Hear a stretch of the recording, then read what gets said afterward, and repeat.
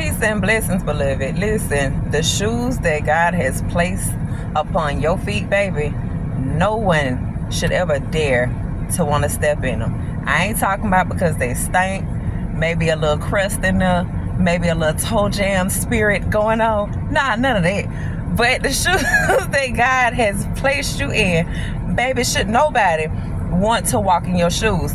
Listen, we was reading in Exodus, right? Me and my children. And we was reading about the fight that happened between the Israelites and the Amalekites, right? And so in this particular story, Exodus 17, if you want to go read it, please go read it. It talked about how Moses had to be on a hill and hold his arms up. And as long as he held his arms up, right, the Israelites would win. And as soon as he dropped his hands, the Amalekites began to win.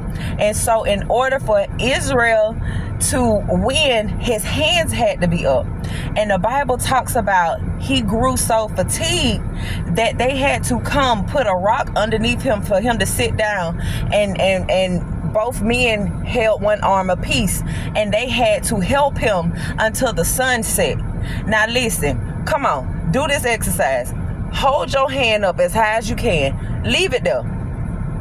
I guarantee you, you ain't gonna make it to 10 to 15 minutes, baby. So imagine hours upon hours until the sun set.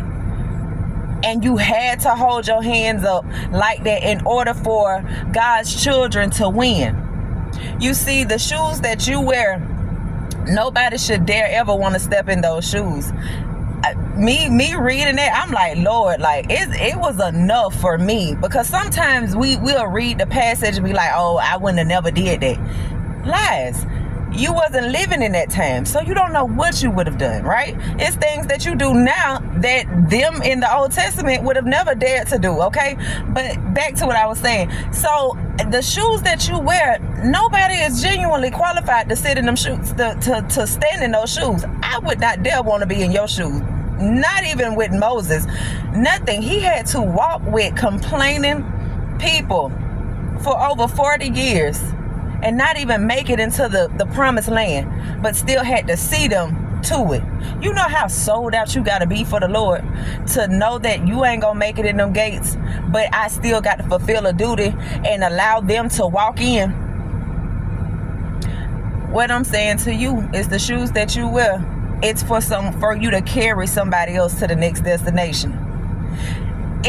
You are qualified to do exactly what God called for you to do.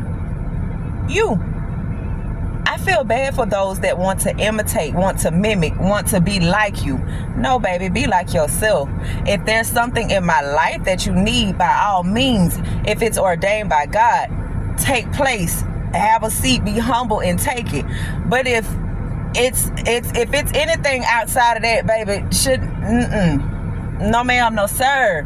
There's nothing in life that anybody else have that I want that bad, because it comes with a cost.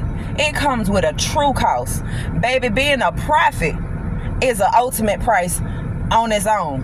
Everybody want to holler prophet, but you don't know the hell, the warfare, the days of crying, the days on the walk. See, y'all see the glitz and the glamour of being a prophet, someone prophesying, and that just tickles your fancy, baby. But you don't understand the warfare, the spirits that you got to deal with. How you learn? How did they become this knowledgeable? Because they had to go through. In order for me to teach you warfare, I had to go to war. In order for me to teach you about principalities, I had to end up dealing with principalities. You don't see the cries, the hurt, the heartache, the brokenness, the sadness, the frustration that a person walks in order to fulfill the calling that God has on their life. Yes, I have accepted my calling. Yes, many have accepted their calling. But I'm telling you, the process, baby. Everybody's process ain't the same. But I would not dare ever want to walk in the next man's shoes. Never. The shoes that you have on, baby, they're so great. And I pray that in your journey, that God will continue to strengthen you, because I understand how hard it is. Baby, there's no way in the world. I'm sorry, Israel.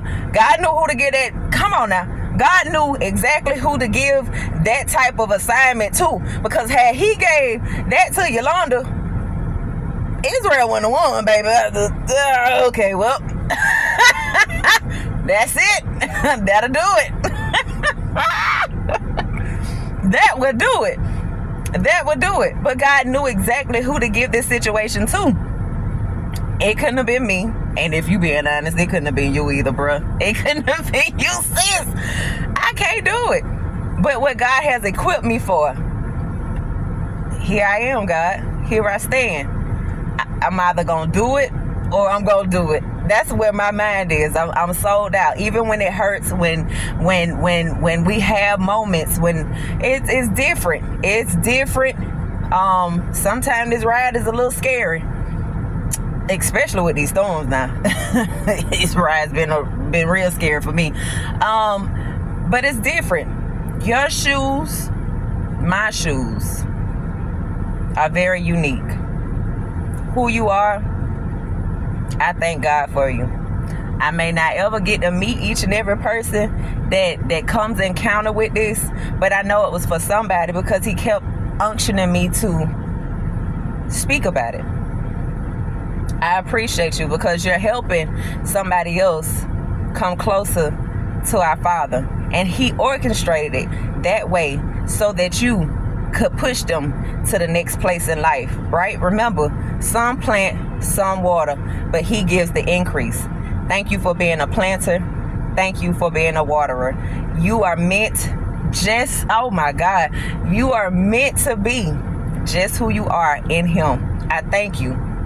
Remember, tie them shoes up. If they sandals, make sure you clean the dirt off the back. Let me get off. Listen, my time is up. But in all honesty, I do love you. The shoes that you wear, babe.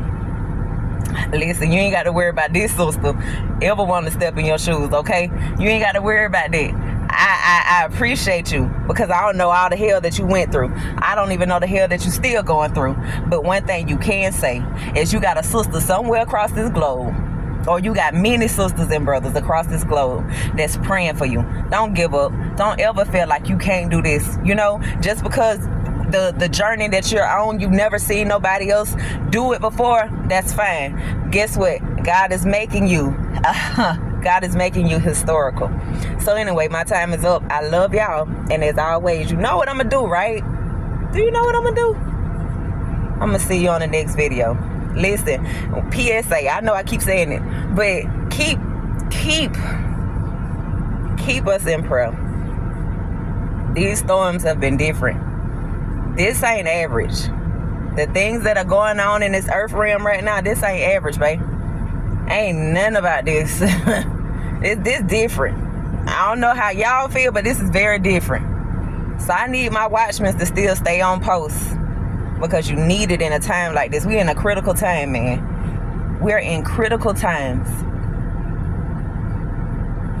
Don't let it be all about yourself. Keep your sisters and keep your brothers uplifted and in such a time that we're in. Again, I love y'all. And as always, I'll see you on the next video.